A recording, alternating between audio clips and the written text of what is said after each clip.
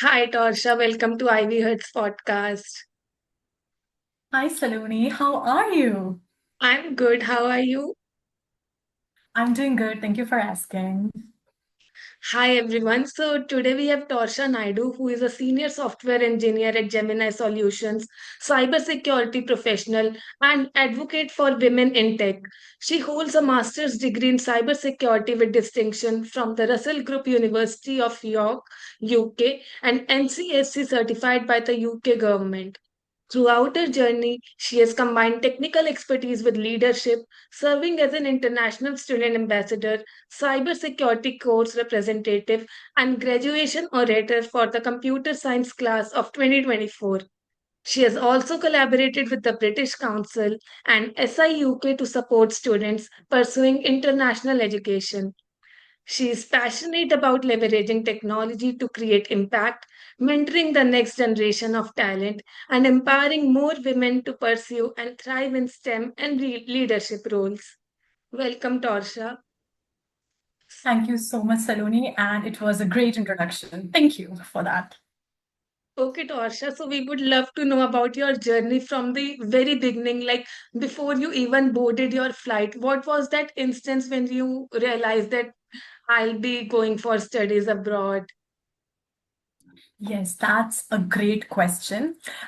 So basically, I was working with a software firm here in Gurgaon, and I was associated with that firm since 2021. And then they decided to host a webinar on cybersecurity. And at that point of time, I really got interested in that particular field. So I decided probably I should look more into that. And after looking into that, I decided that yes, this is the time. This is the time I want to pursue my master's in cybersecurity. So I was, choosing the countries, like which country should I choose? Should I go for Canada or should I go for USA or UK? I decided to go with UK. So there are like two reasons. First of all, the Russell Group University, it is like really great, really prestigious, and really premium institution in the UK. Plus the second one is that the masters in UK is of 1 year. So I decided that yes, I want to study fast and I want to grab a job fast. I want to start earning as well. So I decided that yes, UK will be my study abroad destination. So I chose UK, and then there were like a lot of things, in pipeline, like documentation stuff, the accommodation stuff, which I never thought I would do. But then Right. gradually it all, went, yeah, all right. And then, yeah, and then I reached UK, and then I decided that I want to pursue my cybersecurity course from University of York, and that is also Russell Group University.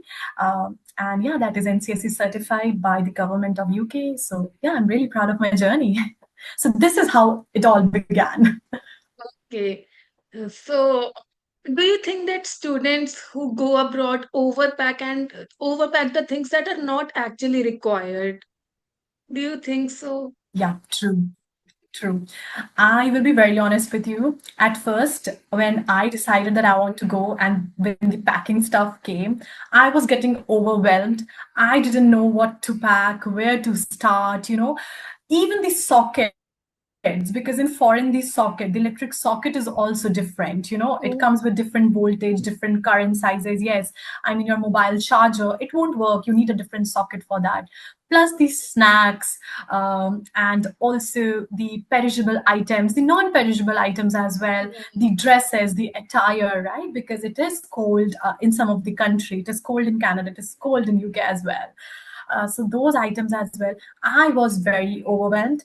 But when I reached there, I realized that I might have just got it from there only, So yes, I just right. packed it. Yeah, right, right. So I really wish that if someone would have been there to guide me, that no, Torsha, you don't need all of these stuff, right? You will get it easily over there. It would have been great.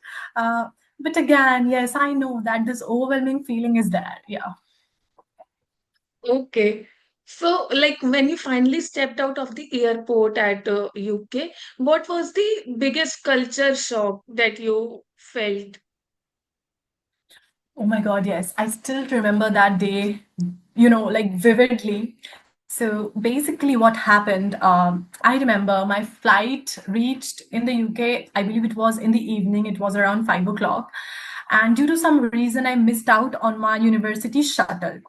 I Oh, didn't know anybody in the UK, right?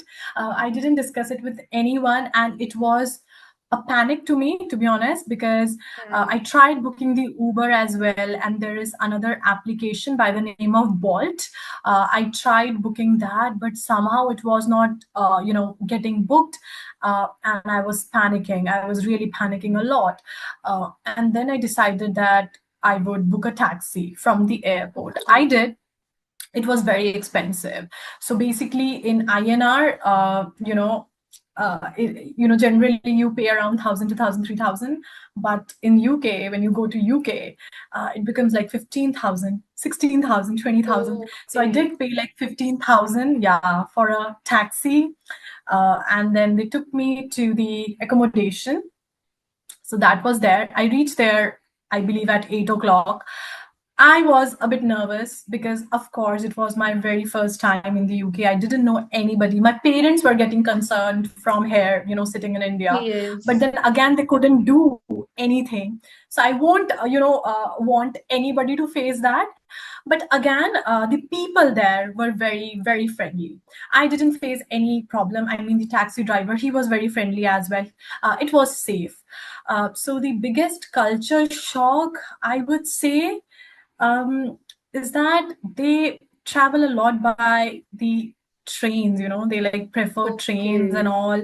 And yeah, and like in India, what we see that we are very close to the family. They are also very close to family, no doubt in that. But they're very independent. Okay. They're very independent since a very early age. So I really like that thing about them, though. Yeah. Yeah, so they like to do their work by themselves without taking Yes. help from their parents much. Yes, yes, that's true. I mean, they do like take help from their parents. It's not like Yes. that, they're not very close with them. They are. But again, I have seen this thing like even the students, like the teenagers of 13, 14 years, they like to, take their own decision. And I really like Hmm. that. I really like that about them. Yeah, that's Yeah. great. So, Torsha, as you said that the taxi took you to your accommodation, so did you book your accommodation beforehand while you were at home, or did Right. you have some friends there who Mm-hmm. booked it Yeah, so I for? didn't know anybody. Yeah, yeah, yeah. So I didn't know anybody in UK. So while I was applying to the university, so they only gave me some options that I can book from these accommodation. So I like my first priority was the campus accommodation, but somehow I didn't end up getting it. I got a bit late, in Okay, the application process. So they told me that my accommodation will be uh, another accommodation that is outside the campus. It was not very near to the campus. So I yes, still feel that, if I would have gotten the campus accommodation, it would have been better, because that way I would have saved, in the commute, because I did correct, spend quite some amount in that bus communication as well, correct. bus commuting as well. Yeah, so I end up getting the house outside the campus, so it was Okay, there. But then again, I booked it, like my university helped me booked it. okay, got it. Yeah, yeah, yeah. And once you completed your graduation, what was were there any placement opportunities? Because the students who come from abroad find it difficult to get internships and placements there because the companies require the local experience. So did Mm-hmm, you that's true. face any such thing? Mm-hmm. Mhm. I'll be very honest on that, Saloni. So the thing is that what I have found in international universities, they don't have like this explicit placement drive that we have in India, right? In India, Okay, in Indian universities, we have this placement drive, right? But in UK, we don't.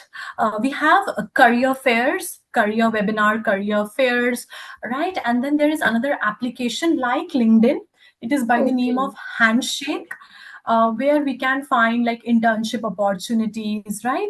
So I did found my international student ambassador job opportunity from there only, from Handshake.